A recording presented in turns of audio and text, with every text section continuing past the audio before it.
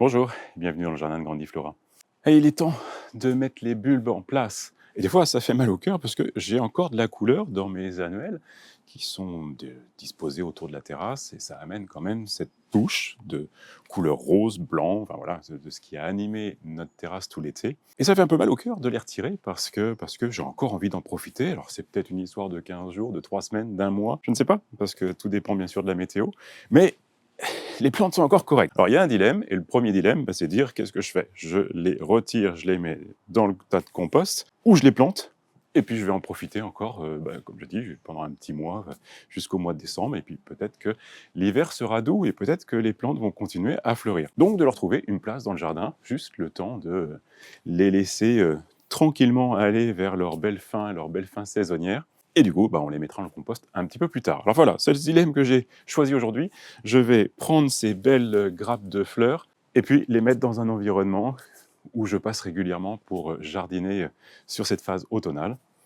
Et puis dans les pots, je vais reprendre mes structurants lasagnes, donc mettre plusieurs étages de bulbes, les narcisses, les jacinthes, les tulipes, les crocus, et puis finir par les panser. Donc voilà, on va jouer aujourd'hui avec ce que l'on avait commencé déjà il y a un mois à peu près, mais il est grand temps de planter les bulbes parce que voilà, on arrive sur cette phase automnale où il est temps qu'ils soient dans le sol pour développer leur système racinaire. Donc il ne faut pas trop traîner maintenant. Bien entendu, on peut avoir jusqu'au mois de décembre, mais au-delà, des fois ça peut arriver que en janvier, on profite des fins de série dans les rayons des points de vente. Et ça fonctionne encore, mais c'est quand même mieux de les planter maintenant pour avoir vraiment des bulbes qui vont être bien forts et puis qui vont faire de belles grappes de fleurs, de beaux bouquets de fleurs. Voilà, donc la tâche d'aujourd'hui, donc on continue nos plantations à lasagne et je vais recycler un petit peu ces annuelles en espérant pas trop les casser parce que c'est quand même un petit peu fragile.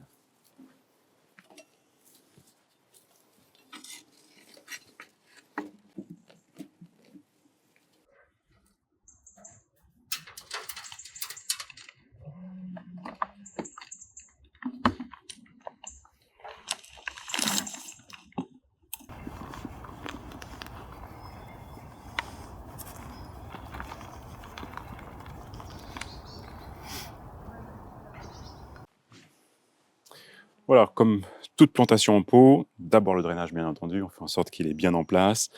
Le feutre qui va empêcher la terre d'aller se mélanger avec toutes les pierres que l'on a mises dans le fond. Et surtout faire obstruction avec le trou, faire un bouchon qui fasse que, au fur et à mesure que le temps va passer, en fait, l'eau va rester et ne pas s'évacuer comme il faudrait. Donc voilà, donc on s'assure que l'eau s'écoule bien parce que on rentre quand même dans les périodes où l'eau va être présente, même si on en a eu largement assez cette année, ça va continuer. Et il faut que l'hiver soit humide malgré tout. On s'assure que l'eau s'évacue et d'ailleurs, dans quelques temps, on va les surélever pour être sûr que franchement, l'eau s'évacue bien et que lorsqu'il y aura des gelées, que ça ne vienne pas refroidir encore la base du pot. Mais ça, on verra de ça dans une prochaine émission. Donc ensuite, j'ai remis mon mélange où j'ai repris le mélange que j'avais dans le précédent pot, qui était un petit mélange de terre, malgré tout. J'avais déjà mélangé de la terre avec le terreau. Donc j'ai refait ça. J'ai repris la terre qui était dans le pot, j'ai remélangé avec du terreau frais, j'ai rajouté des engrais qui vont aider tous ces petits systèmes racinaires à bien se développer.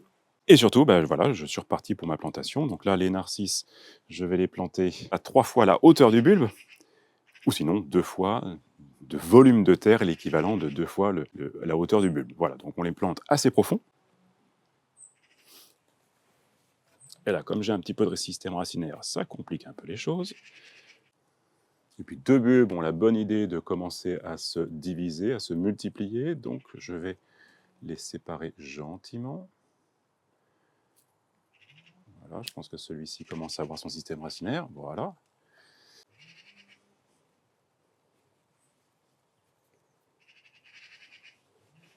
Donc l'étage du bas, les narcisses. L'étage qui est juste au-dessus, parce qu'ils sont légèrement plus petits, mais pas trop, mais quand même. Donc je vais mettre mes jacinthes toujours autour de mes bulbes, là. Voilà, juste posé. Maintenant, je vais remettre un peu de terreau.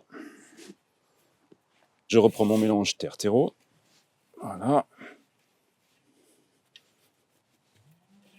Allez, maintenant l'étape des bulbes de tulipes.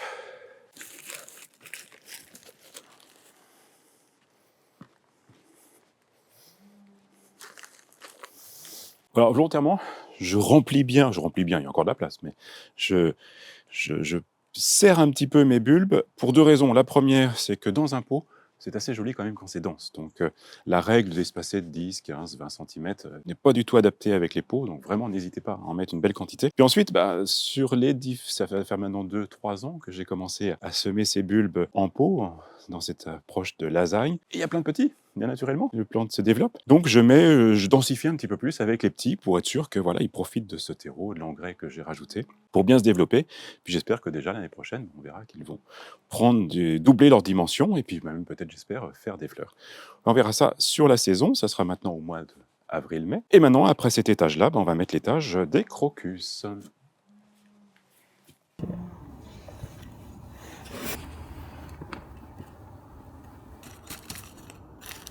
Alors les crocus, je les ai plantés en supposant l'emplacement de mes pensées. Donc j'ai laissé ce petit écart entre pour pouvoir planter 3 pensées.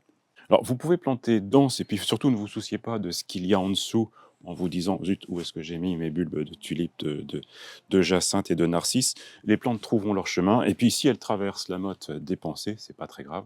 Les plantes trouveront l'espace qu'il faut pour se développer. Donc vraiment, c'est pas inquiétant.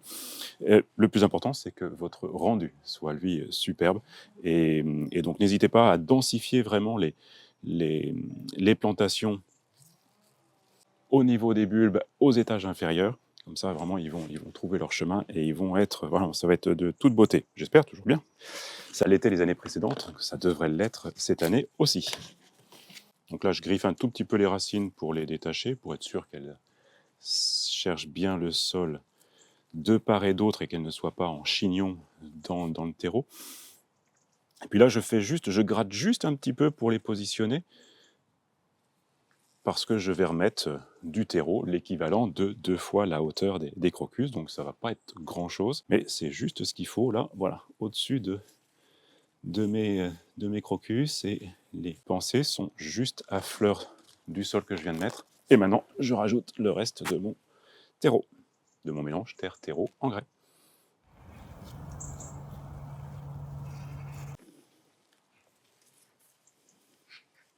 Voilà, on finit par le paillage qui déjà permet de décorer le pot, puis ensuite ça va limiter un petit peu le développement des mauvaises herbes, des adventices, et également éviter que si jamais il y a des grosses pluies comme on a pu connaître ces dernières semaines, ça évite au terreau de faire splash et puis de sortir du pot et de s'installer sur la terrasse. Voilà, donc en fait plusieurs combinaisons, plusieurs raisons de mettre ce petit paillage dans la phase hivernale.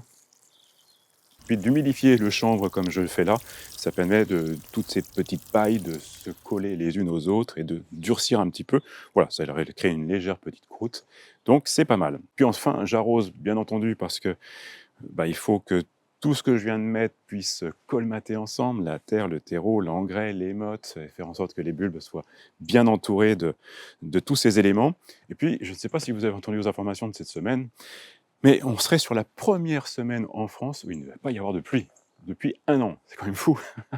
Donc là, on est dans une phase assez extraordinaire, une semaine assez extraordinaire. Et donc, c'est quand même utile d'arroser parce qu'il n'y aura pas de pluie pour humidifier tout ça. Donc voilà, donc j'ai trouvé ça assez exceptionnel de se dire qu'on a pour une fois une semaine sans pluie, quelle que soit la région de France.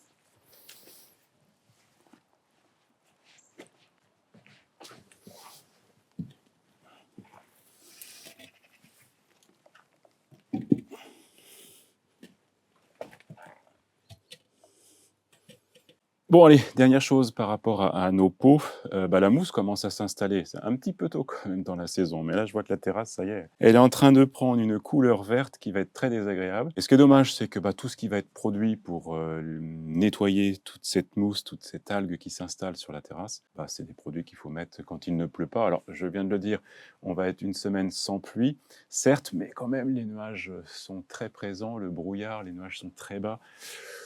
Donc il y a de l'humidité et je pense que si je mets un produit maintenant, ça va pas être très efficace. Donc ça va être l'huile de coude, la brosse qui va permettre de nettoyer tout ça. Et je trouve toujours surprenant parce qu'on a un exemple ici, c'est que les pots que l'on avait mis au printemps de l'année dernière à cet endroit de la terrasse, qui avait de mémoire, il y avait des jacinthes et des primes verts dans ces pots-là. J'ai retiré les pots au mois de juin en fait, quand j'ai fait ces plantations. Et en fait, c'est impressionnant de voir que la mousse, en fait, même si je l'ai nettoyée pour l'été, pour que ça soit propre, Et ben, en fait, tout ce qui est petites racines reste bien ancré dans les dalles et on voit encore la trace des pots alors qu'il n'y a pas eu de pot depuis 3 4 mois. Je trouve ça assez impressionnant de voir comment la mousse se fixe dans ces dalles et on a beau nettoyer, on a beau mettre du produit, bah, malgré tout, il reste des petites choses qui font que dès que la saison passe à l'humidité, passe à l'eau, pop, ça se développe. Ah, voilà, ça c'est quand même la beauté de la nature, même si c'est des fois un petit peu agaçant quand il faut nettoyer sans cesse. Voilà, et je vous retrouve demain pour un autre épisode qui va être l'hivernage, bien entendu. On est en train de décorer nos jardins pour l'hiver, mais en même temps, bah, il va falloir rentrer les plantes et ça va être les citronniers qui sont derrière moi. Allez, je vous retrouve demain. Jardinez bien.